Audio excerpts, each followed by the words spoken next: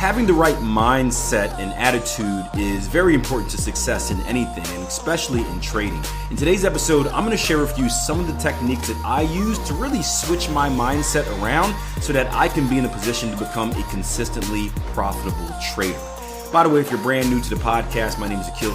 I'm a professional trader as well as a trading coach over at Tier1Trading.com. If you want to learn how to become a better trader, or maybe you're stuck in kind of a little bit of a rut and want to get out of it, make sure you check out the content available over at www.Tier1Trading.com and see if it helps. John hit me up yesterday, said, it did exactly what I was going to do, or exactly what I predicted. It just never gave me a chance to get involved, but I'm going to take it as a mental victory. And I told him, I said, hey, mental victories are good, guys. How many of you guys take mental victories? How many of you guys take mental victories in your trading? And by mental victories, I mean like you made a prediction, it worked out. You may have not actually made money, but you congratulate yourself, right? They are extremely good, right? Yeah, not just in trading either, right? They're extremely good because think about it like this, right? I'm a believer in you control what you can control. And our mindset is one of the things that we can control. It's a whole kind of like glass half full, glass half empty. And again, younger me would have never thought like this, but when I consciously wanted to change my mindset and purposely and deliberately turn myself from a very negative person to a positive person, I started seeing the effects of this. It also changed a lot when I started thinking about efficiency, right? When I started trying to do more actions that push me in the right direction and less actions that push me in the wrong direction, right? The whole Kaizen, continuous improvement type of thing.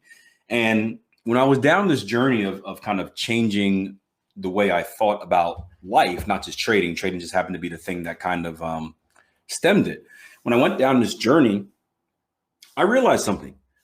I asked myself, all right, is there any value in, let's use our example of taking it or analyzing a trade, doing everything right, never getting an entry, watching it go to direction and making us millions of dollars, right?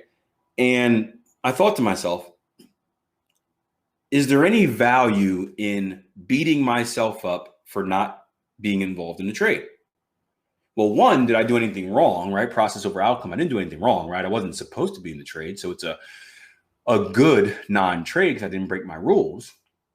But two, where does whining and moaning and complaining about not being involved like I used to do, does it actually help me? Does it actually push me in the right direction? Does it do anything positive?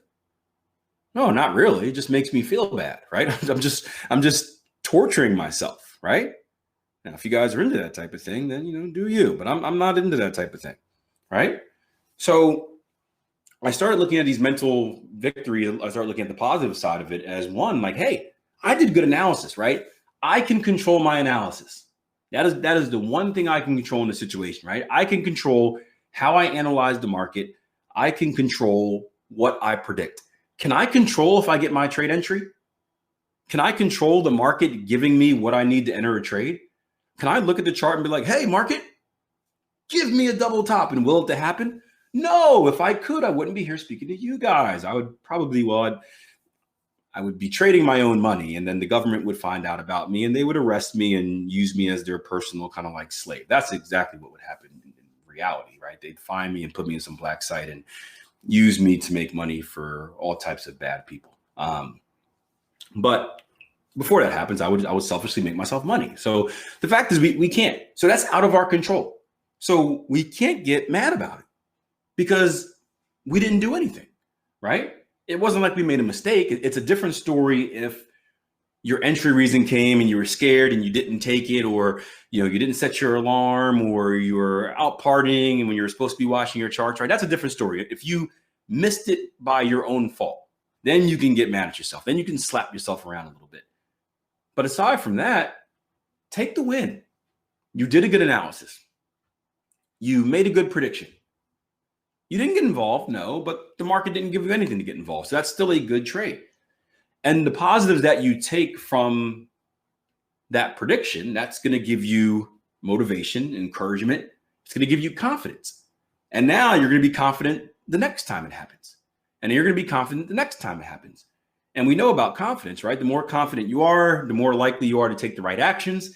The more likely you are to take the right actions, right? The more likely you are to get the right results. When you start getting more of the right results, you start getting more confident, and you believe in yourself even more. And in that cycle of success, we always talk about belief, action, results, get stronger and stronger and stronger. So yeah, always take the positive. And John says, I have to. We do it all the time in the fire department too. I can imagine. I can imagine. Yeah, I can imagine the control what you can control aspect of that is even harsher. You don't need to go into details, obviously, but I can imagine there's a lot more psychological, emotional traumas that you have to deal with, where if stuff sits with you, it can be pretty bad. Again, I can't imagine kind of feeling what you guys feel. The closest relationship I can have is sports, where it's like you make it. I remember in high school, I still remember to this day, two incidents in high school. One, it was my big football game where I had like 5 scouts come down to scout me, and I dropped 3 touchdown passes, or 3.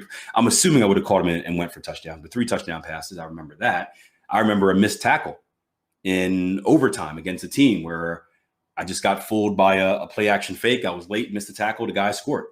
And that sat with me for a very long time because I feel like I blew it. Now, in reality, there's a million other plays that happened during the game that could have stopped that situation from even happening. And who knows, maybe if I even got him in time, I was a small, like 160-pound dude. Maybe he would have ran me over anyway. Who knows? But stuff like that sat for me. And then if you take it with you, you lose confidence for the next game. I remember after that game, I was scared to tackle because in my mind, I'm like, what if I miss it? What if I miss any scores? What if I do this? So I was hesitant. And when you're hesitant in sports, and if you're a firefighter and you're hesitant, I can imagine that is not a good thing. I imagine you have to have blind confidence in doing what you're doing and trusting your training. And that's what the confidence does for you in training, especially when things happen fast. You have to have blind confidence in, hey, this is what I'm supposed to do. This is how I'm supposed to do it. Stops go here, targets go here. Let's do it. And then you got to just do it. You hesitate too long, that move, right? If the market taught us anything over the last week or so, that move is going to be gone without you. And that move may not come again for a very long time. So yeah, mindset is everything. Take your mental victories, guys. Hey, put it in your trading plan, or put it in your trading log, in your journal. Write down, hey, you can even write it in your actual trade log. Write down the trade and just say, hey, good analysis, never had an entry. Just put zeros in the win-loss column. But put it in there. And then at the end of the year, look at how many good predictions you made. Now, the next step is always this, right? And this is the post-market analysis we always talk about that's so valuable. The next step is review that opportunity. And I always say, find your best case scenario, right? Review that opportunity and ask yourself, is there any other way I could have gotten involved? And it could be like no rules, right? Now be honest. Just don't be like, oh, I would have gotten involved as soon as it turned around at the highest point, right? Don't do that. But be like, hey, what if I would have used like a single candlestick approach? Or what if I used like an RSI doing this? And jot those things down. And what you may notice is that you may find some type of trend. You may notice that, hey, I am missing a lot of these trades, but I'm noticing the same thing happen. One of the reasons, and you guys weren't with me back when I did this, when I first started trading, I believe even before, I think the beginning of my coaching, I was like this. I required, aside from pattern formations, I required double tops and double bottoms for every entry. Did you guys know that? I told you I was a very conservative trader because I was very aggressive and blindly losing money before. So I went complete 180 and got super conservative. But I required double tops and double bottoms. Now, you guys are smart. How often do double tops and double bottoms come as entry reasons? Would you say 90% of the time? Would you say 75% of the time? Would you say less than 50% of the time? Right? The answer is less than 50% of the time.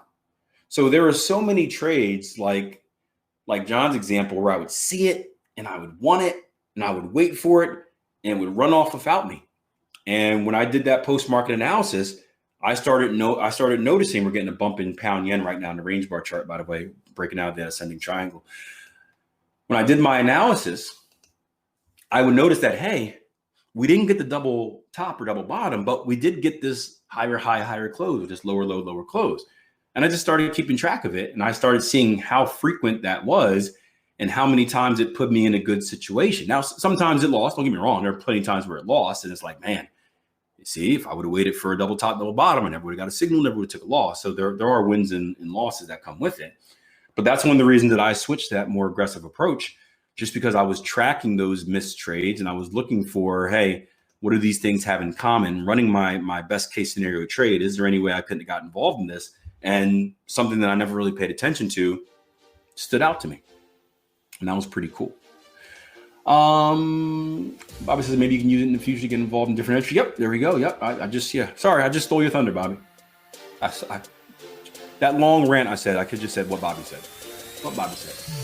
Thanks for listening, guys. If you have any tips or personal things that you've used in your life, feel free to share it, right? You can hit me up on social media at Akil Stokes RTM. You can leave a comment under the YouTube version of this video as well, but feel free to share your experiences. I do read and respond to all messages except for the spammers, and many of them become future episodes of the Trading Coach Podcast. So don't be shy about reaching out. I love to talk trading. I love to talk motivational, inspirational, empowerment type of stuff. So, hey, have the conversation.